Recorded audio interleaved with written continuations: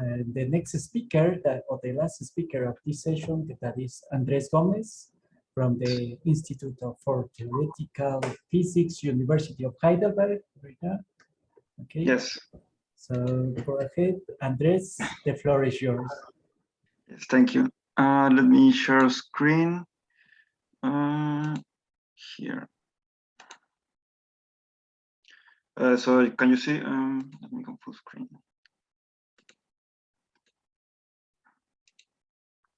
Okay. Can you see the presentation and my mouse? Yes. Okay. Let me move this. Okay. So this presentation will be about the effective axial electromagnetic response for general wide semimetals. And well, the methods and results presented here were made in collaboration with Alberto Martin and Rizo Rutia, who are present here. And the corresponding paper with these results is under review. So let me start. So we all know the Hamiltonian for a biosemimetal, which is given by this equation.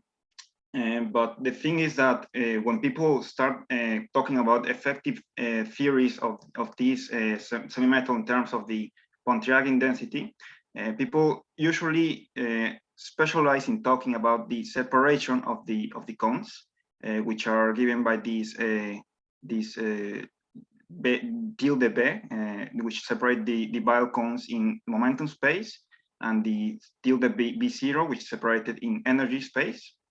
But the Weyl semimetal can have even more parameters than just the separation. It can have tilting, such as this B parameter, which couples here in the Hamiltonian, and it can further have anisotropies. And the effective theory of this more general Hamiltonian, we haven't really seen many people talk about it, so we decided to work on it. And so let's see what happens. So from the perspective of the Boltzmann approach, one can compute directly what the Hall conductivity is via this equation. So one computes the Berry curvature by computing first the energy dispersion relation of the Hamiltonian, which is quite straightforward. And one introduces the chemical potential. And well, when computing the Berry phase, one obtains that even though we have a tilting and maybe anisotropies, which I didn't include here, but these are generally matrices here, which couple with the Pauli matrices and the momentum. When one introduces these parameters, the Berry curvature does not change, but the other parameters enter in the energy dispersion relation, and thus one expects the Hall conductivity to change. Where here, this is the Heaviside step function, which is the Fermi-Dirac distribution at zero temperature, of course. So when one considers tilting, which is this tilting of the cones along the direction of the separation, and considers once more the case for which the tilting is less than 1, corresponding to type 1 biosemimetals, one obtains that the Hall conductivity is given by this expression, where this quantity naturally appears, which is a relative chemical potential. That is the chemical potential with a plus or minus the energy of each of the corresponding Weyl nodes. So that this is like a chemical potential as measured from the Weyl nodes. And well, the main thing we can see here is that we obtain a Hall conductivity given not only in terms of the separation B, which is the term everybody usually talks about, but we also see an additional term corresponding to the tilting and the corresponding relative chemical potential. So, well, we can talk about how people work around the zero tilting case, just to give a preamble of of what we have seen before. So in the zero tilting case, the Hamiltonian can be represented by this general fermionic action, which is just the Dirac action for massless spinors with the addition of this tilting parameter, which couples with these gamma matrices. We know that through a chiral rotation of the fields, which is just our redefinition of the fields, that when choosing an chiral angle parameter, just as this one can eliminate this separation term by this redefinition of parameters. When the derivative acts here, the derivative acts on the theta term, and this eliminates this term. But through the chiral anomaly, an effective electromagnetic action is produced by the Pontryagin density, which is given here. So this density, from the perspective of quantum field theory, gives back the separation term B tilde of the Hawk conductivity, which is this term. So far, this term, this effective theory, gives us correctly this term. But we want to know whether the quantum field theory methods could also give us these terms. And yes, this is a manifestation of the chiral anomaly. So when we talk about a general bisemimetal for which we can have a separation of the cones, a tilting of the cones, and anisotropies, we obtain a more general action, which is given by these general gamma matrices. Before we have the original gamma matrices, Dirac matrices, and now we have more general Dirac matrices, which are given by this expression.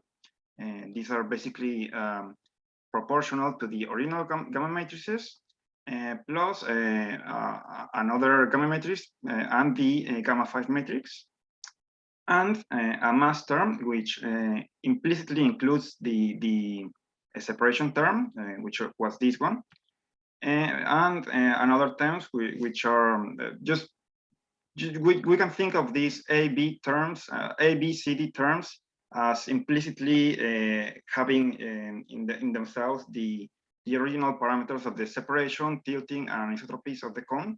And well, I won't get into the details of how these relate because it's quite complicated. But we can think that this completely describe the biosemimetal in a completely general manner. So the important thing is that these Lorentz invariance violation parameters preserve the chiral symmetry because these matrices are still proportional to either gamma mu or gamma mu gamma 5, so that this matrix still changes sign when passing through these matrices in the standard way, such that chiral symmetry is indeed preserved. We didn't add a scalar mass in this general mass corresponding to all the massless biofermions we always work about. But the interesting thing is that even though the chiral symmetry is preserved and via the Hawk conductivity, one should expect an additional term in terms of the tilting and maybe even the chemical potential, the chiral anomaly is unaffected when one introduces all of these parameters. So when one would want to perform a local chiral rotation and in order to obtain maybe an effective theory or an effective electromagnetic response, in order to obtain this term, one doesn't get any extra term. So that's what the questions. That was an important question we wanted to work about, and well, we also wanted to work about how to handle these general LIV parameters and how to even take these chemical potential into account, because as we can see here, it is paramount into obtaining this additional contribution from the Boltzmann approach. Thus, well, I'll start with how we did our calculation. So in order to obtain the effective theory, we literally integrated the fermions in the standard way. That is, we define an effective action via the functional determinant of the fermionic fields, such that up to second order of the electromagnetic fields, we obtain this action in terms of the this tensor, which is the vacuum polarization tensor, which is given basically by the propagator and the vertex. But we have to note that this is the general propagator, which is in terms of these general gamma matrices and the general mass. And these are, as one can see here, this is the general vertex. And so we expect this effective theory indeed to change. So how to handle these LAV parameters? Because as we can see here, the propagator is now a general matrix, and we maybe don't know how to handle this generally. But thanks to the preservation of the chiral symmetry, we can easily work with the left and right projectors, which are given here.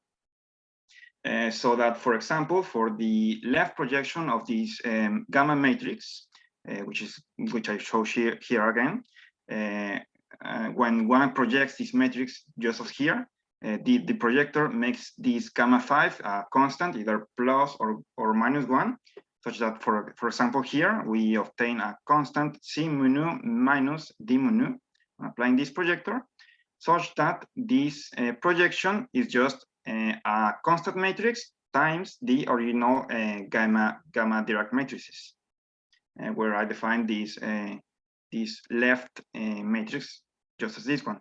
And one can do the same thing for the right projection of this matrix, and one obtains a right matrix, which is just the opposite sign of this here.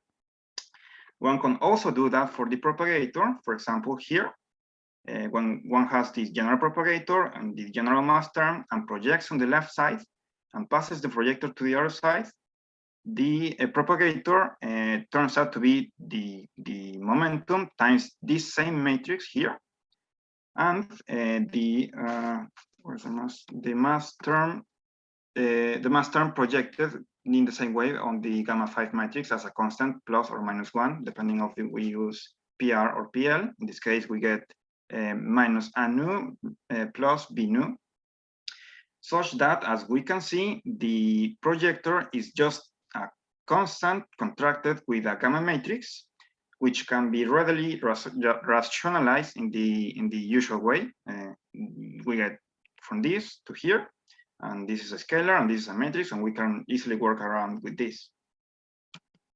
So the good thing about the projectors is that, well, they sum to 1, so we can decompose the vacuum polarization in a left and a right projection, such that, for example, for the left projector, we get, as I said, the left projection of the vertices, which is a gamma matrix, times the left projection here contracted with this, and the corresponding left propagators, for which the right component is analogous. And the axial contribution, for which the whole conductivity is described, comes from taking just the gamma 5 component of these propagators.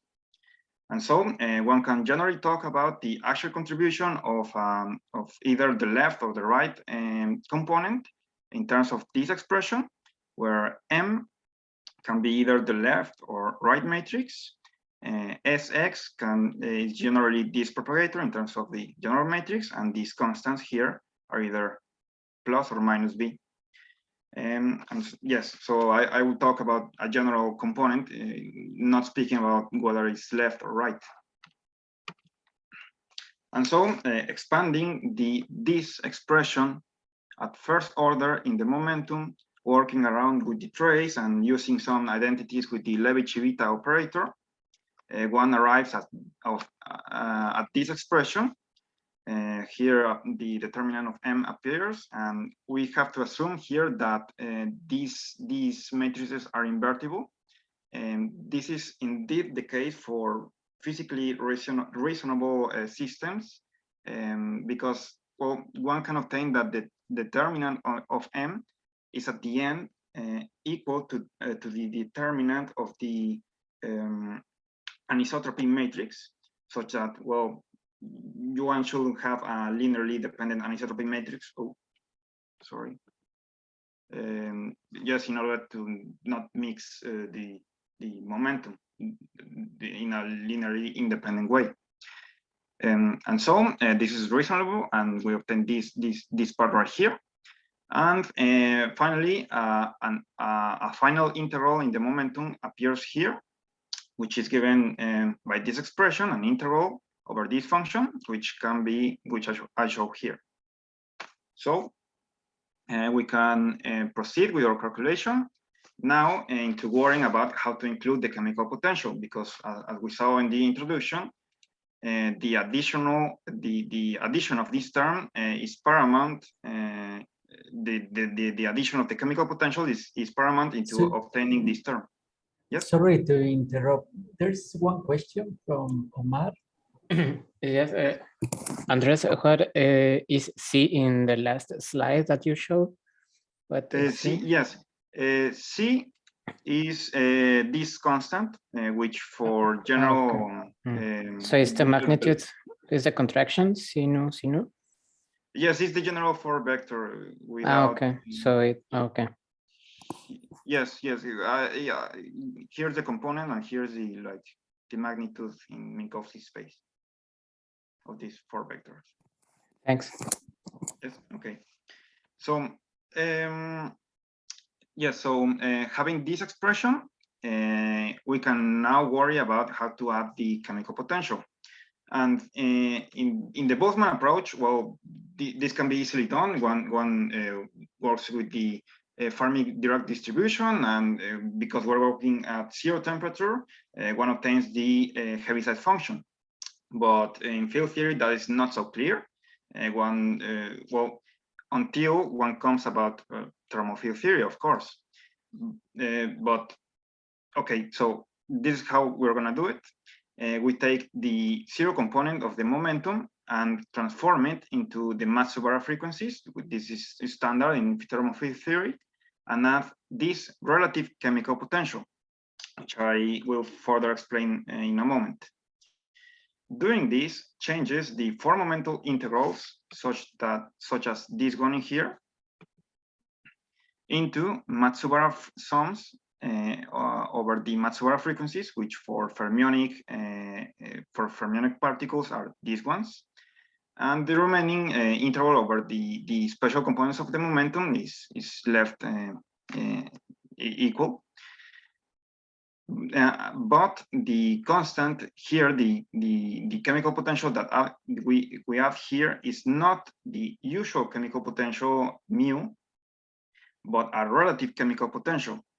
And we do this because in Weyl's in this system, where the cones are shifted by arbitrary energies which appear in the original Hamiltonian, the origin at which we take the energy actually affects how this chemical potential is defined. We want this, and this is not physical, because this chemical potential can then is dependent on the origin of the energy which we take. The physical component we must take is the chemical potential as measured from the 0 excitation energy point, which is just the Weyl nodes. And thus, this is why we define this lambda quantity, which is the chemical potential as measured from the Weyl node.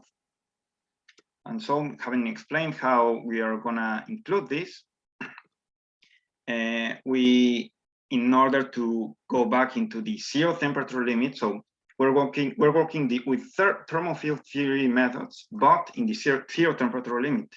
And one may think, oh, then you're just making a circle. You're going to work in a thermal field theory, but then you're not going to use temperature at all.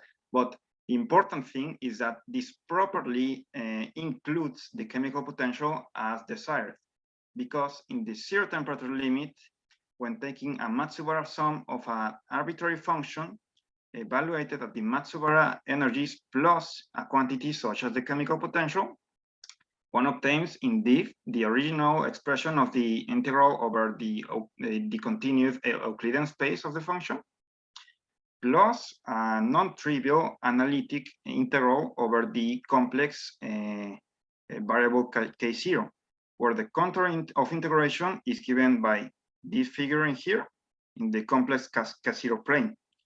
This complex of integration is just a rectangle with infinite imaginary parts and bounded from 0 to the chemical potential.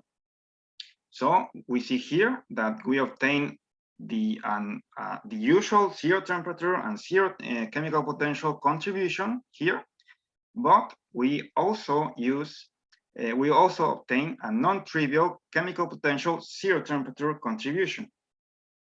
Well, as one can see here, this is very much reminiscent of the name escapes me. Sorry, this function, the Heaviside function that appear here, because this chemical potential bounds the energies K0, which are taken into account in this contour, which we'll see in just a moment how this works.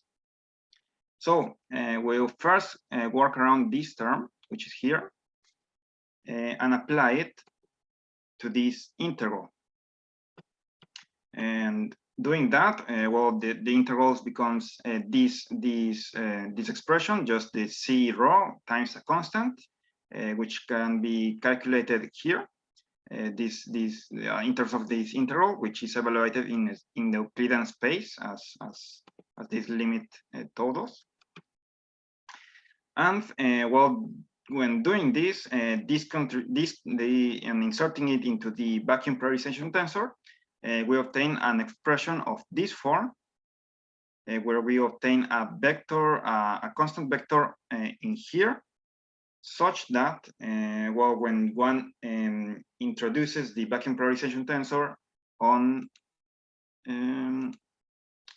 this effective action and makes the corresponding calculation, one obtains once again the original effective action given by the Pontryagin density with a given theta parameter. In the usual way, where the separation is given by this vector. So in overall, when one obtains a vacuum polarization of this form, one can identify it with the effective action of the Pontryagin density, where the vector of the generalization of the separator is given by this vector. And in our case, the vector which we find is given by this expression, which is where I included now the right and left components, as you can see. These are these parameters here, which are now included. And well, we have here this constant n, such that when we go into the original limit of no anisotropies and no tilting, just the separation, we see that the correct way to calculating this interval, because this interval is generally divergent and one has to see how to properly regularize it. When one connects this term to the original Hall effect current, we see that we have to take an n equal to this term, and this is recovered when regulating via a cutoff on the spatial direction of these C vectors. So that's just a technical fact, but one worth mentioning. Now we calculate the mu-dependent contribution, which is, in my opinion, very interesting. As you may remember, the mu-dependent contribution comes from this fact, from this term, which is the integral on this contour. And so this is the introduction of this contour, and here the remaining special integration. And the function we're going to calculate is this function, which was the one we obtained in the beginning. And well, in doing that, as it may be obvious, one needs to use the residue theory, and for that we need to calculate the pose of this function. But in order to calculate the pose, well, this can get messy if we don't take the simpler case for which the matrices M, which are in general the L or R matrices, are trivial in the zeroth component, that is their delta zero nu in the zero nu component, which is actually valid in our case, because in biosemimetals, when one connects the original biohamiltonian with the general LAB fermionic action, one obtains that indeed these terms are of this form. So we are not going, this is a valid assumption for us. The important thing is that when making this assumption, the pose of G in terms of K0, which is the variable we want to find, are given by this expression, which, as you may see, is actually the energy dispersion relation of the Weyl nodes, which is expected, of course, and where these K primes are given by these matrices. And this is the important part, because if we hadn't taken this assumption, these K primes will further depend on K0 in another term here, and then we will have a K0 defined in terms of K0 itself, and well, then we will have a general quadratic equation, which is quite messy, and this is the reason for which we take this simpler case. Okay, with this expression, the nodes of the cones in terms of these LAB parameters can be easily identified at the points K prime equals to C, such that we can identify the energy of the nodes in terms of these parameters when evaluating K prime into C, given this expression, where we have defined this general tilting parameter given by this expression. And I say that this is a general tilting parameter because when one identifies this term in terms of the original parameters of the biohamiltonian, one sees that this corresponds to a tilting of the cones, and this term corresponds to the anisotropies of the cones. So this contraction can then be defined as an generalization of the tilting parameter of the cones when taking also into account the anisotropies of the system. But well, doing all that, the residue theorem tells us that this interval is equal to the residues of the function evaluated at the pose. Plus, we have introduced here some Heaviside functions because, as you may note, the poles have to be located inside the contour in order for the residue theorem to apply. So this tells us that K0, the poles, have to be between 0 and lambda, which is described here. The Heaviside function tells us that K0 must be between 0 and lambda. And this way, we have recovered the natural cutoff, the natural Heaviside functions, which are also obtained on the Boltzmann approach when one takes the zero temperature limit of the Fermi-Dirac distribution. And well, yes, this is a very interesting result, which then this gets even more interesting when we actually calculate the residues of this function evaluated in the pose, because we obtain this expression, and when one relates this expression with the original Berry curvature, which is computed here, one relates that the C parameters are actually related to the separation terms of here. And so one can see that the residues of the function are actually given in terms of the Berry curvature. So we think this is a very curious coincidence. And just as you can see, there are both of the methods even though they are very different methods, the Boltzmann approach and the quantum field theory approach have many similarities. But okay,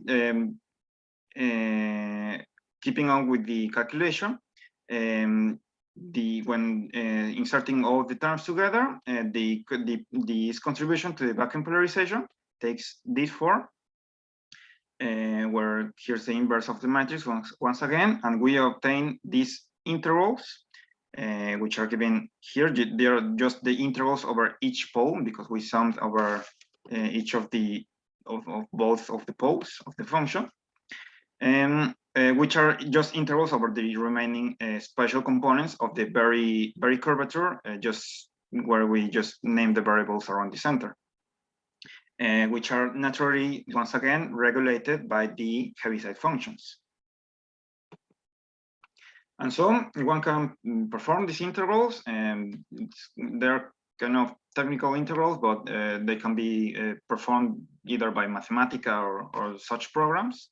But one actually sees that we have to assume that the relative chemical potential is greater than 0, and the generalized tilting parameters have to have a magnitude less than 1. Otherwise, the integrals diverge, and this is actually physically expected, because for tiltings greater than 1, then the cones tilt over this zero energy surface, and we have an integral over infinity, which naturally diverges.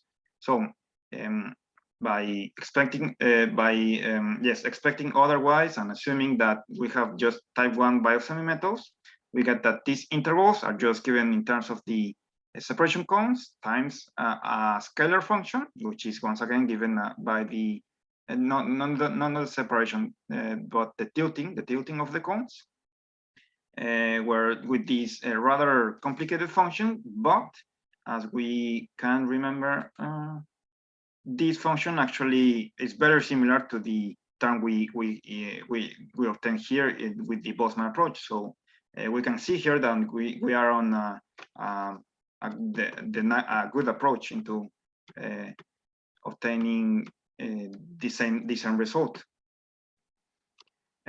So taking both chiralities into account, this contribution ends up being of this form. Taking the left chirality, the left, this is just the tilting of the left cone and the tilting of the right cone, right cone, and all of the corresponding matrices, and with the identification of separate splitting of the zero excitation energy modes.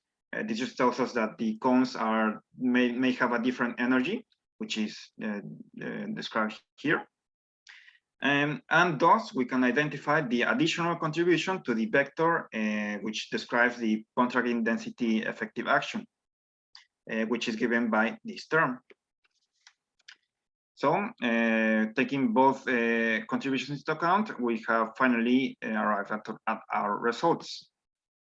So in summary, we have introduced the LAV parameters in these matrices, gamma mu and m. We have obtained an effective electromagnetic action of fermions in the shape of this usual form, which is consistent with the fact that the chiral anomaly is unaffected by the introduction of these LAV parameters, but successfully recovers the Boltzmann approach results, for which this vector is not just a separation of the cones, but receives additional contributions for this from the tilting of the cones and the anisotropies and even the chemical potential. This contribution is given entirely from these matrices of these parameters, L, R, C, and CL, and CR, and the generalized tiltings. And we also further obtain a contribution from the chemical potential, the relative chemical potential. The assumptions, the only assumptions we made for this general theory is that the zero component of these matrices is trivial. The matrices here are invertible. The tilting is less than 1, and the relative chemical potential is greater than 0. All applicable for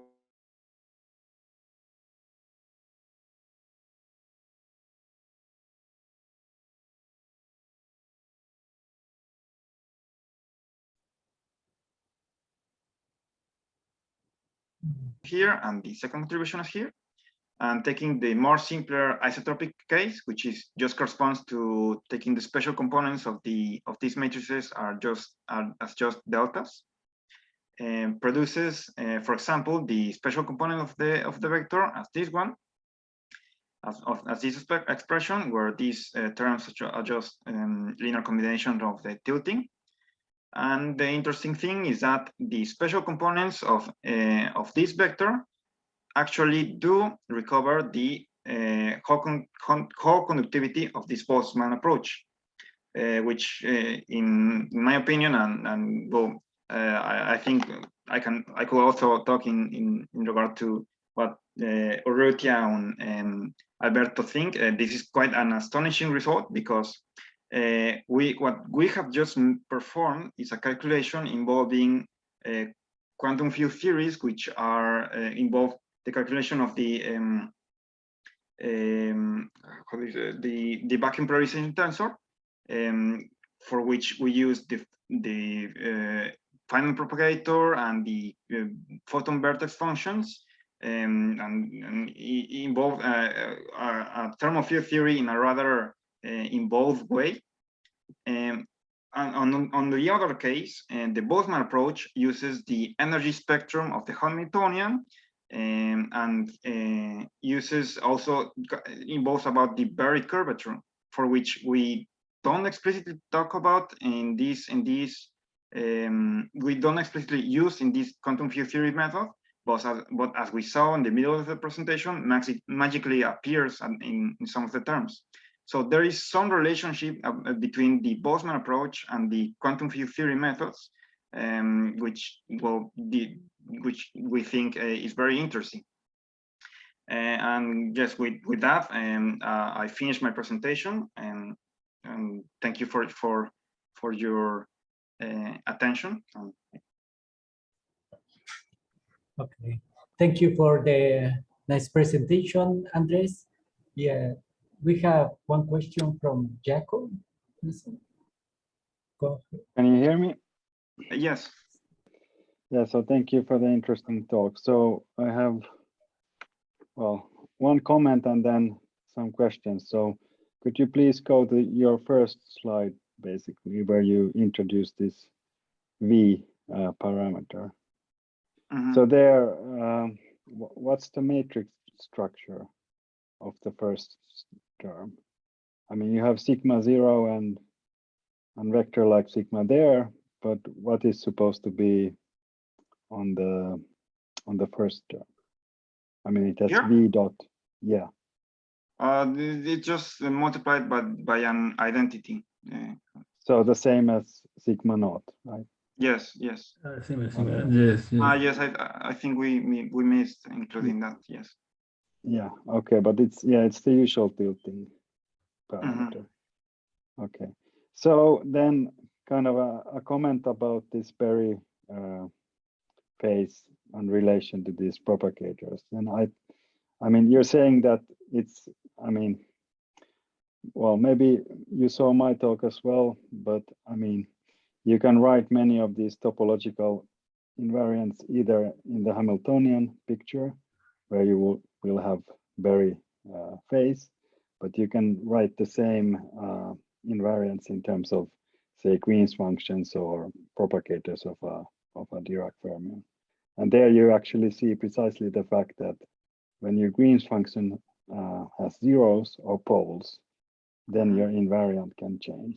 And so therefore, when you compute this basically propagator, vertex propagator, and then you want to compute, I guess, the whole response, you will precisely get the same type of formula which will just basically count the zeros or poles, depending on which you have. But I guess here you have zeros, I mean, corresponding to your Weyl nodes. And on the other hand, you know that this periphase is kind of a monopole sitting at the Weyl point. And then a question about kind of the general results that you presented is that did you kind of classify the responses in terms of symmetries? I mean, you had many parameters as far as I could see.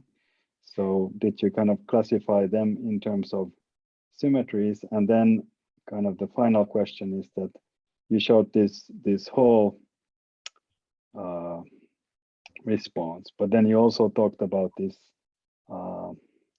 I mean, the topological F squared term. So depending on your parameters, say you take a Weyl semimetal and you gap it, then you could basically expect that you have both responses, both the F squared and then the kind of Chern-Simons like ADA times something. So depending on the parameters that you chose, did you kind of, I mean, in the formulas I saw only one momentum. So did you kind of consider both or just one of them? Both. Let me see if I understand. We actually the procedure we performed here completely breaks when actually involves a scalar mass here, because the left and right projectors do not correctly work in this regime, and this is expected because the chiral symmetry breaks. So also, with regards to your question, whether we identify the symmetries of the system, well, these LV parameters actually don't change much of the symmetries because the chiral symmetry is preserved, and well, the other symmetries are also preserved. The only thing that is actually violated is Lorentz invariance, as the name say.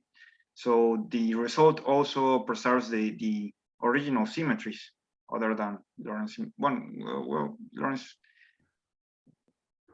So what was your other question with the momentum? I didn't quite understand. I mean, there I see two Fs, but then if I look at your formula, some of them, I mean, if you go forward. Here. Still forward. There's no more. Oh, okay, sorry, back. Where, yeah, okay. For example, the equation 33. That's the kind of polarization contribution. So you only have one P. So now if I sandwich that between two A's, then I get one derivative, right? Not two. I mean, two derivatives would be the FF, and then, okay, you get the point, right? Yes. That's actually a good question. The P indeed just gives us one derivative, but with which we may identify a single F here. But when we take into account that we have a constant B here, which we may identify, well, we don't get the usual theta term here. We just get the constant term there, B here, and the A, the other gauge field here. And so by integrating by parts and identifying this as a derivative, also identify the constant vector B as a derivative of the constant term of this theta term, and integrate by parts, we get this other electromagnetic tensor, and on the other hand, we get the theta parameter, depending on the coordinate. Okay, so basically up to a partial integration. Yes, and one can actually go. So this was an approximation. We just as I said at some point of the presentation, one can keep computing further contributions from P, which gives you further derivatives, but this will actually, just as I said, give you derivative terms of the electromagnetic fields. So these are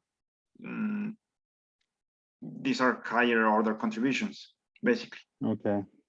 So yeah, I get what you're saying. So just as a comment is that you would maybe want to also kind of think about the discrete symmetries, for example, in addition to I mean, say time reversal parity, Okay, but then yes. even maybe some kind of crystalline symmetries.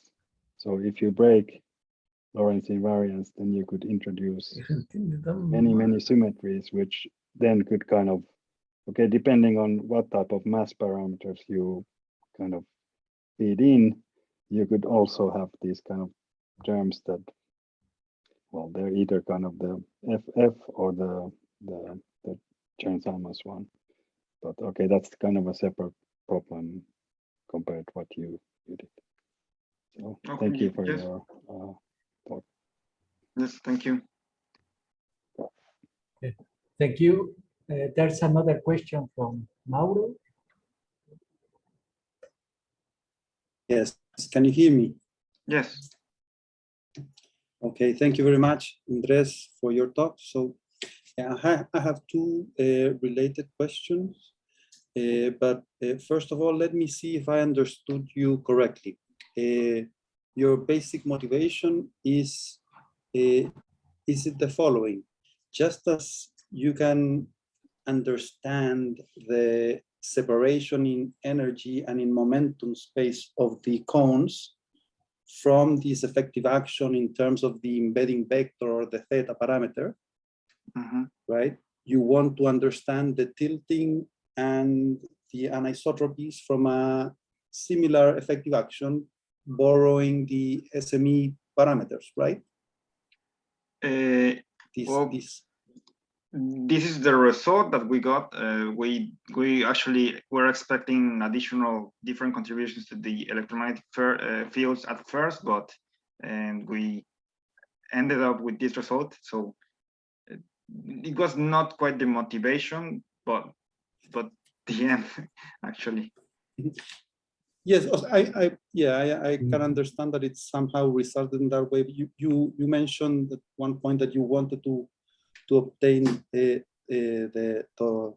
tilting and the anisotropies to understand it from a field theory, and okay, it resulted that it's you can obtain it from these extra parameters in 36, the C's, the A's, and the B's, right?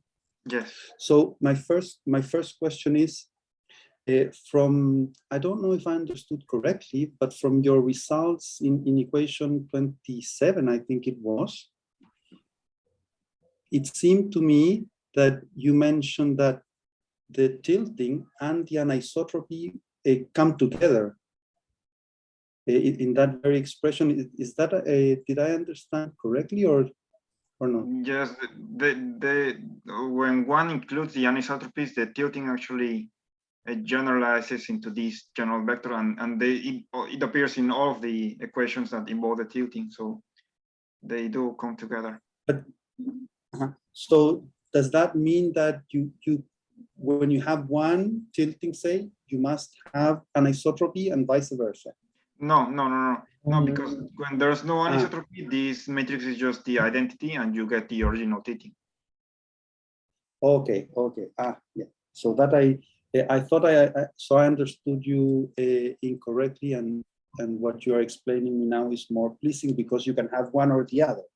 Yes. Like in Weyl semimetals, you can have B0 equal to 0 and B vector different from 0.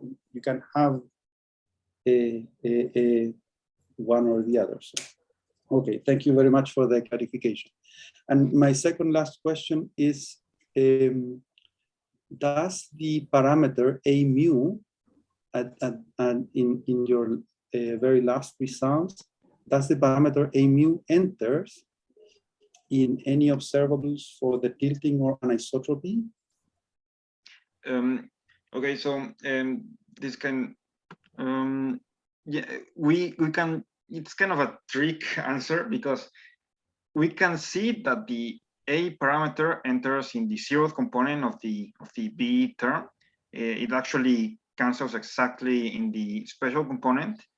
But when one identifies all of the LV parameters in terms of the original parameters in the bi-Hamiltonian matrix, one sees that these terms actually cancel because in a rather not trivial way, all of these terms are kind of related. So when one makes the corresponding substitution, these terms cancel. So at the end, this A term does not contribute when talking about biosemimetals.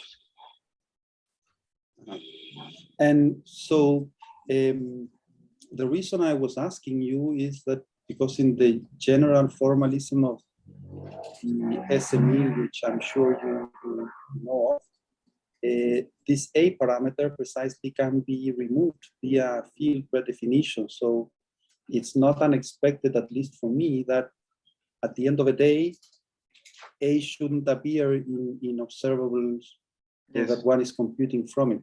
So, yes. Okay, so that is good. Well, those were my questions. Thank you very much. Nice talk. Thank you. Okay. Thank you, Andrés. We are going to end the session right now. I would like to thank the speakers and the audience attending this session, and especially the audience from Europe. Thank you, and see you tomorrow. Yes. Thank you. See you tomorrow.